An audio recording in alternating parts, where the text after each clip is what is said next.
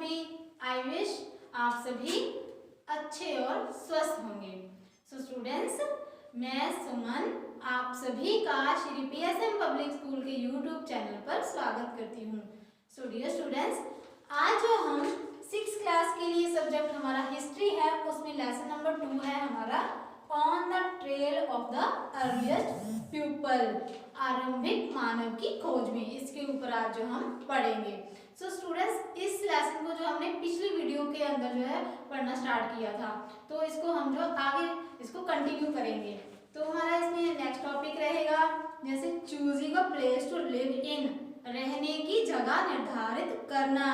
अब जैसे मैंने आपको पिछली वीडियो में बताया था कि जो आरंभिक लोग हैं वो जो है इधर उधर घूमते रहते थे, वो उनकी स्टेबल जगह नहीं होती थी कोई भी। मतलब वो आखिर एक जगह से दूसरी जगह घूमते क्यों रहते थे? मतलब कई बार तो जो है वो पेड़ पौधों या जानवरों का जिनका वो शिकार करते थे, उनको पीछा करते करते एक जगह से दूसरी जगह पर चले जाते थे। जैसे एक जगह वो रहते थे, वहाँ के फ्रूट्स जो भी अन्य चीज़ें जो खाने के लिए वो यूज़ करते थे, कई बार ख़त्म होने की वजह से, जैसे लंबे समय तक रहते थे एक जगह, तो वो चीज़ें ख़त्म भी हो सकती हैं। तो देन ये भी कह सकते हैं कि इसलिए वो नेक्स्ट जगह शिफ्ट होते थे। हम आगे उसको कंटिन्यू करते हैं। जैसे रहने की जगह निर्धारित करना, जैसे वो एक जगह से दूसरी जगह जाते थे, वो मतलब उस जगह को भी कैसे निर्धारित करते थे कि यहाँ रहने योग्य जगह है, वो पढ़ते हैं। Look at the map to below. All the places marked with red triangles are sites from which archaeologists have found evidence of hunter-gatherers. आपकी बुक के अंदर लेसन नंबर 2 फर्स्ट पेज के ऊपर जो है वो आपका एक मैप बना हुआ है, मैप नंबर 2। उसके ऊपर आप देख सकते हो कि रेड कलर के जो त्रिकोण जैसे बने हुए हैं, वहां पे पुरातत्वविदों ने आखेटर खाद्य संग्रहों के होने का जो प्रमाण दिया है। Only some are shown as a map. Hunter gatherer lived in many more places. इसमें जो कुछ एक जगहें जो शो की गई हैं, बट जो आखेटर खाद्य संग्रह थे वो मतलब कई जगहों पे रहते थे। Many sites were located near sources of water such as river and lakes. कई जो जगहें हैं वो पानी के उनके मतलब उनका पानी जो है उनके जीवन यापन के लिए आवश्यक था, जहाँ पे पानी का स्रोत मुख्य होता था। ठीक है, और उनका ठिकाना जो है वो पानी के नजदीक, जैसे नदियाँ होगी, झरने हो गए, उनके आसपास उनका मतलब ठिकाना होता था। As stone tools were important, people tried to find place where good quality stone were easily available. दूसरा ये है कि जो लोग थे वो पत्थर के औजार बनाते थे और भिन्न भिन्न तरह के पत्थरों को खोजने के लिए वो मतलब एक जगह से दूसरी जगह चले जाते थे। जहाँ भी उनको पत्थर आसानी से मिल जाते थे वो वहाँ उनको ढूंढना शुरू कर देते थे। Places where stone were found and where people made tools are known as factory sites. जहाँ पर वो पत्थरों को ढूंढते थे, जैसे पत्थरों को ढूंढते थे जिनके वो औजार बनाते थे, वहाँ उन्हें मिल जाते थे, वहीं पर वो अपने रहने का स्थान बना लेते थे। उसे फैक्ट्री स्थल या उद्योग स्थल भी कहते हैं। How do we know where these factories were? हम ये कैसे पता लगा सकते हैं कि वो उद्योग स्थल कैसे थे? Usually we find block of stone, that tools that were made and perhaps discarded because they were not perfect, and chips of waste stone left behind at these sticks. अब हम ये कह सकते हैं कि जो पत्थरों के छोटे छोटे ब्लॉक्स होते थे, टुकड़े होते थे, उनसे जो औजार बनाते थे, मतलब जो वो जिन जगहों पर मिलते हैं, और या फिर जब ऐसा कह सकते हैं कि औजार बनाते बनाते जो वेस्टेज स्टोन्स होते थे, बेकार के स्टोन होते थे, वो उनको वहीं पर छोड़ जाते थे। जहाँ वो मिलते हैं वही उनका रहने का वो है स्थान जो निर्धारित होने का प्रमाण मिलता है। Sometime people lived here for longer spell of time. कई बार जो लोग हैं वहाँ पर लंबे समय तक भी रह लेते थे। These sites are called habitations cum factory sites. इसलिए इसे आवासीय या उद्योग स्थल भी कहते हैं। अब नेक्स्ट बात करते हैं जैसे मेकिंग स्टोन टूल, पाषाण औजारों का निर्माण कैसे करते थे वो? Stone tools were probably made using 2 different techniques. पाषाण औजारों का निर्माण है वो मुख्यतः 2 तरीकों से करते थे। फर्स्ट क्या है उनमें से? The first is called stone age stone. First है पत्थर से पत्थर को काटना। Then here the pebble from which the tool was to be made was held in one hand. Another stone which was used as a hammer was held in the other hand. The second stone was used to strike to flag from the first till the required shape was obtained. अब जो ये बात कर रहे हैं हम पत्थर से पत्थर को काटना, जो वो एक हाथ में जो पत्थर को पकड़ लेते थे, दूसरे हाथ में जो पत्थर को पकड़ते थे उसे हथौड़ी के रूप में यूज करते थे। हथौड़ी के रूप में उस पत्थर के ऊपर उसका ऐसे आकार देने के लिए, शेप देने के लिए वो उसको यूज करते थे जब तक उसका वो एक आकार बनके तैयार नहीं हो जाता।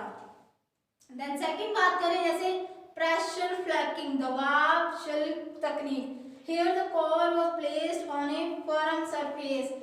ऐसी जगह पर कोर होता था, जो एक कोर, उसको वो है एक टिकाऊ जगह पर रखते थे।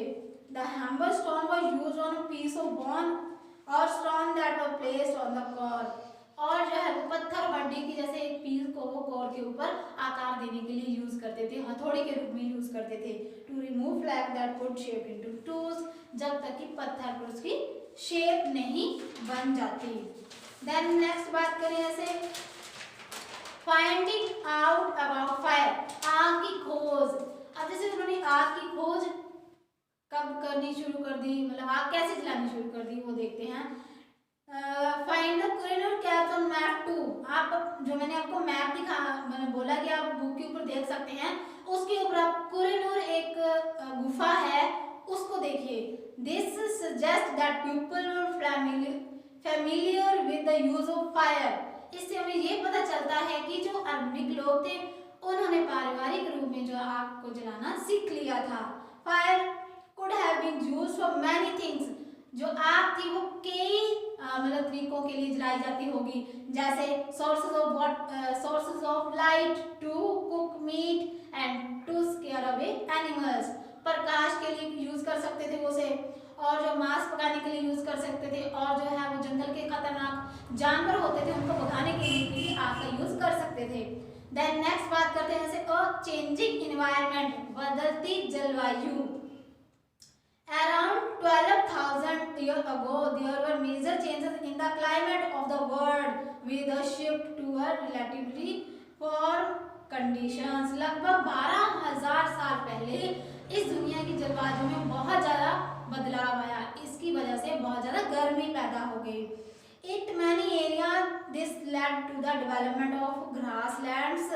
इसकी वजह से जो कई एरिया पर के ऊपर जो हरी घास पैदा होनी शुरू होगी, उगनी शुरू हो गई। This is turn led to an increase in the number of deer, antelope, goat, sheep and cattle, that is animals that survive on grass। इसकी वजह से जो बदलती जलवायु थी या उसकी बढ़ती गर्मी की वजह से जो है वो हिरन, बारहसिंगा, गाय, बैल, बकरी, इन सब की जनसंख्या में बढ़ोतरी हुई, और जो जानवर थे वो घास खाकर जीवित रहते थे। Those who hunted these animals now followed them, learning about their food habits and their breeding seasons। अब जो लोग इन जानवरों का शिकार करते थे उनको फॉलो करते करते उनके पीछे चले आते थे, उनकी खाने पीने की, भोजन की आदतों के बारे में जानने के लिए, प्रजनन क्रिया के बारे में जानने के लिए जो उनके पीछे आते थे, फॉलो करते थे उनको। It is likely that this helped people to start thinking about herding and rearing these animals themselves। इससे उन लोगों के अंदर मतलब उनको खुद पालने के लिए, उनको भेड़ बकरियों पालने की, खुद पालने की एक सोच भी जैसे उत्पन्न हो गई थी। फिशिंग आल्सो बिकम इम्पोर्टेंट, और जो मछली था उनका भोजन का मुख्य स्रोत था। This was also a time when several grain-bearing grasses include wheat bearing rice grew naturally in different parts of the subcontinent। इस समय के दौरान जो है वो प्राकृतिक रूप में चावल, अनाज, जौ, धान चीजों जो है वो प्राकृतिक रूप में जो मतलब उगना शुरू हो गई। Men, women and children probably collected these grains as food and learned where they grew and when they repented। अब जो पुरुष थे, स्त्रियां थी, बच्चे थे, वो अपनी जरूरत के, अपने भोजन की जरूरत के अकॉर्डिंग उनको इकट्ठा करते थे, और साथ ही ये जानने के लिए भी वो मतलब जानने लगे थे कि जी कैसे उगते हैं अनाज, कैसे उगता है, उसके पकने का जो समय है वो क्या है, ये सब कुछ भी जो जानने लगे थे। जिसमें have lead them to think about growing plants on their own, और वे अब इसको अनाज को खुद उगाना भी शुरू करना सोच रहे थे। Rocking painting and word they tell us, अब बात करते हैं शेल चित्रकला की, इससे हमें क्या पता चलता है। Many of the caves in which the early people lived have painting can on walls, आरंभिक लोग थे जो वो गुफाओं में रहते थे, उन्होंने उसकी दीवारों के ऊपर जो है वो चित्र बनाए हुए थे। Some of the best example from Madhya Pradesh and the southern Uttar Pradesh, इसमें से जो सबसे अच्छे उदाहरण है वो मध्य प्रदेश और दक्षिण उत्तर प्रदेश के जो चित्र मिले हैं वो हैं। These paintings show wild animal drawn with great accuracy and skill, ये हमें ये प्रदर्शित करते हैं कि जो ये चित्र हैं वो बड़ी ही कुशलता और समझदारी से और गुणवत्तापूर्ण बनाए गए हैं। Who did what, कौन क्या करता था। अब वो स्टोन टूल्स जैसे पत्थरों के औजार भी बनाते थे, पेड़ पौधों फलों को इकट्ठा भी करते थे, पेड़ पौधों से उनकी जड़ों को फल फूलों को इकट्ठा भी करते थे। अब ये काम करता कौन था, स्त्रियां करती थी या पुरुष करता था, चलिए पढ़ते हैं। We have seen that the earliest people hunted, gathered plant produce, made stone tool and painted on cave walls। अब हमने आरंभिक लोगों के बारे में ये तो सुना कि वो शिकार करते थे, ठीक है, और जो है गुफाओं के ऊपर चित्र बनाते थे और मतलब इधर उधर से फल फ्रूट्स और जड़ें वगैरह इकट्ठी करते थे। Is there any way to finding out whatever women, अब इसको साबित करने का मतलब क्या तरीका है कि जो लोग हैं वो जैसे स्त्रियां हैं वो शिकार करती थी, मतलब इस चीज को कैसे साबित कर सकते हैं कि जो स्त्रियां हैं वो शिकार करती थी और मैन मेड स्टोन टूल, और जो पुरुष थे वो जो हैं पत्थरों के औजार बनाते थे।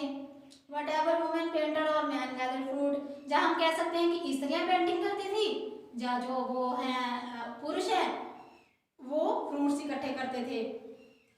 At present we do not really know, आज के दौर में हमारे लिए इसके बारे में हमारे पास कोई जानकारी नहीं है, ना ही हम इसके बारे में कुछ कह सकते हैं कि वो आखिर काम स्त्रियां कौन सा करती थी और पुरुष कौन सा करते थे।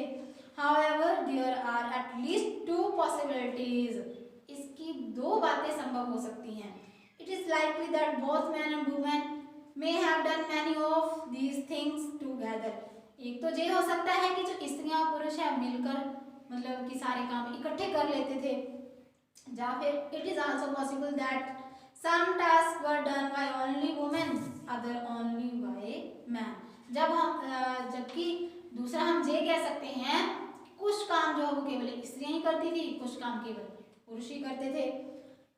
And again there could have been different practices in different parts of the subcontinent। अब हम एक बार फिर से देख सकते हैं कि जो है इसके विभिन्न क्षेत्रों में उपमहाद्वीप के जो विभिन्न क्षेत्र थे उसमें भी विभिन्न परंपराएं देखने को मिलती हैं। सो स्टूडेंट्स, आज तो हमने ये जो सेकंड लेसन है हिस्ट्री का on the trail of the earliest people, इसके बारे में पढ़ा। आपने इसको बहुत अच्छे से लर्न करना है और इसके जो क्वेश्चन आंसर्स होंगे मैं उनको पीडीएफ के थ्रू होमवर्क में डाल दूंगी। आपने उसको बहुत अच्छे से नोटबुक पे करना है और मुझे व्हाट्सएप के थ्रू चेक करवाना है। Thank you, have a nice day.